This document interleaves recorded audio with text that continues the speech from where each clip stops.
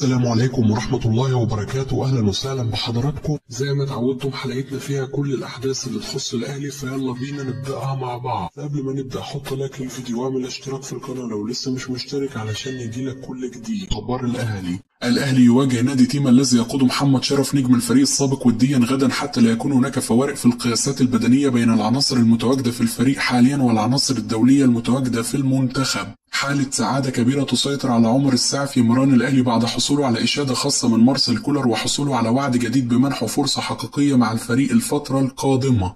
رامي ربيعة يشارك في مران الأهلي الجماعي بعد تخلصه تماما من الإصابة التي تعرض لها الفترة الماضية. هاني أبو ريدة ينفي للمقربين كل ما يثار حول وعده لإدارة النادي الأهلي بزيادة عدد اللاعبين الأجانب حتى يسمح للفريق بدعم صفوفه بصفقات قوية قبل مونديال الأندية. حمدي فتحي يؤكد استمراره بالدوري القطري الفترة القادمة وينفي كل ما يثار على مواقع السوشيال ميديا عن عودته للأهلي للتواجد مع الفريق في مونديال الأندية. نادي الزمالك يرفض الحلول الودية مع كهربا وتقسيط ال6.5 مليون جنيه ويتمسك بالحصول على المبلغ بالكامل كاش للتنازل عن القضية التي حركها ضد اللاعب. الكابتن محمود الخطيب يظهر في مران الفريق للإطمئنان على استعدادات الفريق لفترة ما بعد التوقف الدولي، ويستغل الأمر ويمنح الضوء الأخضر لمحمد رمضان المدير الرياضي في اعتماد النظام الجديد في عقود لاعبي الفريق وإلغاء نظام الفئات، وذلك رغم تحفظ بعض اللاعبين الكبار على هذا الأمر، خصوصا أنه بعد تطبيق النظام الجديد من الممكن أن يحصل لاعبين مثل كوكا ومروان عطية وطاهر محمد طاهر على راتب أعلى من السولية أو كهربا ولاعبين كبار في الفريق نظرا لأهميتهم وإسهاماتهم الكبيرة في انتصارات الفريق. الكابتن محمود الخطيب المدير الرياضي للأهلي يتفق مع لاعبي الفريق على اللائحة الجديدة الخاصة بالعقوبات والمكافآت بعد إزالة الخلاف الذي حدث على بعض البنود مؤخرا، وخاصة بند التأخر عن التدريب والذي كان يعترض عليه البعض بسبب رغبة المدير الرياضي في خصم نسب من رواتبهم الشهرية بدلا من خصم رقم معين. مارسيل كولر يؤكد للاعبي الأهلي على ضرورة تحقيق انطلاقة قوية بعد التوقف الدولي واستمرار النتائج الإيجابية لتصدر جدول الدوري مبكرا. الأهلي يحدد 10 ديسمبر المقبل موعدا للسفر إلى قطر بطائرة خاصة لخوض نصف نهائي بطولة الانتر كونتيننتال 14 ديسمبر أمام بطل الأمريكتين. وريال مدريد يسافر إلى هناك يوم 16 من الشهر ذاته لخوض المباراة النهائية في البطولة. رابطة جماهير الأهلي تبدأ في التنسيق مع الجماهير المصرية التي ستأتي من خارج الدوحة لدعم الفريق لمساعدتهم على الإقامة في فنادق جيدة وبأسعار مناسبة وقريبة من الملاعب التي ستستضيف مباريات الأهلي في البطولة. مارسيل كولر ومحمد رمضان يجتمعون مع سمير عدل المدير الإداري بالنادي الأهلي للإطمئنان على كافة التحضيرات والملاعب وفنادق الإقامة التي ستستضيف الفريق في ديسمبر المقبل أثناء خوض مباريات بطولة الانتر كونتيننتال، وذلك بعدما تم الاستقرار على إقامة التدريبات على ملعب الإرسال في الدوحة والإقامة في نفس الفندق الذي أقام فيه منتخب البرازيل أثناء كأس العالم الأخير. محامي حسين الشحات ينتظر عودة محمد الشيبي من المغرب لإتمام إجراءات الصلح القانونية بين موكله ولاعب نادي بيراميدز. الأهلي يتعجب بشدة من الطريقة التي تناول بها هاني حتحوت وخالد الغندور وغيرهم من الإعلاميين المدلسين اعتذار خالد عبد الفتاح عن تهنئته لمروان حمدي، بدلا من مطالبة اتحاد الكرة بالكشف عن عقوبة لاعب بيراميدز الذي سب جماهير الأهلي بأكملها منذ أكثر من 5 شهور ولم يتعرض للإيقاف حتى الآن. أبو المعاطي زكي الناقد الرياضي الكبير يهاجم هاني حتحوت وخالد الغندور ويصفهم بالإعلام الخبيث والجاهل والمتعصب بسبب التناول الغير مهني لاعتذار خالد عبد الفتاح عن تهنئته لمروان حمدي، والتأكيد على أنه من الممكن أن يضم الأهلي مروان حمدي الذي سب جماهيره ويسامحه مثلما سامح سابقا إمام عاشور الذي سب كل رموزه. وكيل أعمال بيرسي ينفي ما يصار حول إخطاره من قبل الأهلي برحيله في يناير القادم.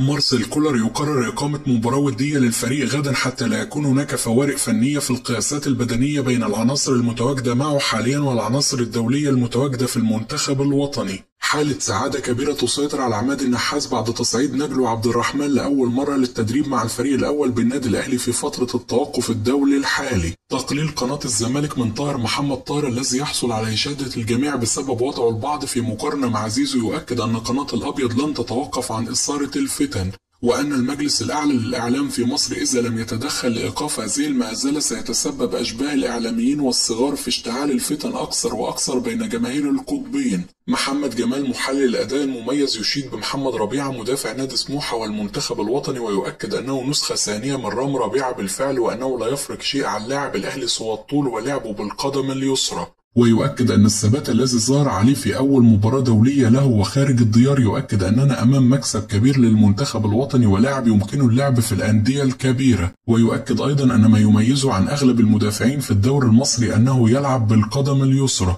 ويتغنى بمستوى طاهر محمد طاهر ويؤكد أنه الأفضل على الإطلاق في آخر شهرين بالكرة المصرية، وأنه أصبح مميز لأنه أصبح يلعب في المركز الذي يجيد اللعب فيه وهو المهاجم الثاني والجناح في نفس الوقت. ناصر ماهر وعمر كمال عبد الواحد وحسام عبد المجيد وزلاكا ينتظرون منحهم فرصة من حسام حسن للظهور أمام بوتسوانا بعدما منح الفرصة للاعبين آخرين مثل طاهر ومحمد ربيعة وأحمد نبيل كوكا.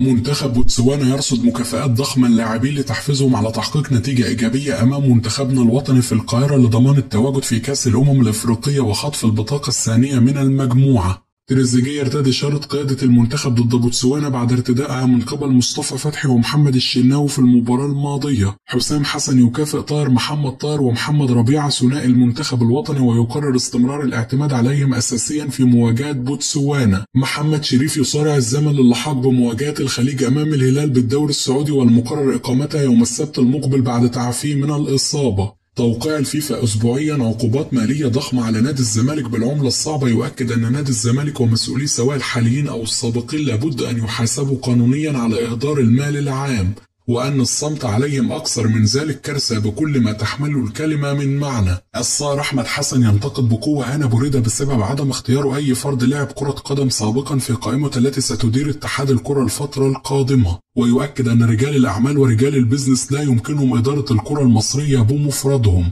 ونادر السيد يختلف تماما معه ويؤكد أن التجارب السابقة للاعبي كرة القدم في إدارة الكرة المصرية لم تنجح، وأنه ليس شرط أن يدير كرة القدم المصرية شخص سبق له اللعب، وأن الأهم هو التخطيط الجيد. ويؤكد أن هنا بوريدة هو الأفضل حاليا والوحيد القادر على إنقاذ الكرة المصرية من المشاكل الأخيرة. الابتسامة تعود للظهور على وجه أحمد فتوح في نادي الزمالك بعد انتهاء أزمته وحصوله على حكم بالسجن سنة مع إيقاف التنفيذ. نادي الزمالك يعلن نقل محمد طارق عضو مجلس إدارة النادي إلى الرعاية المركزة بأحد المستشفيات الكبرى بعد تعرض منزله للحريق وإصابته في الوجه والكفين. فريق مسار ممثل مصر في دوري الأبطال للكرة النسائية يصعد لنصف نهائي البطولة لمواجهة الجيش الملكي في مشاركته الأولى بالبطولة. جومز يطالب إدارة نادي الزمالك بضم محمود صابر لاعب نادي بيراميدز المعار لنادي سموحة لتدعيم الفريق. زيزو يتخلص من الإصابة ويصبح جاهزا للمشاركة مع نادي الزمالك في مواجهة المصري البورسعيدي بالدوري. الصحافة التركية: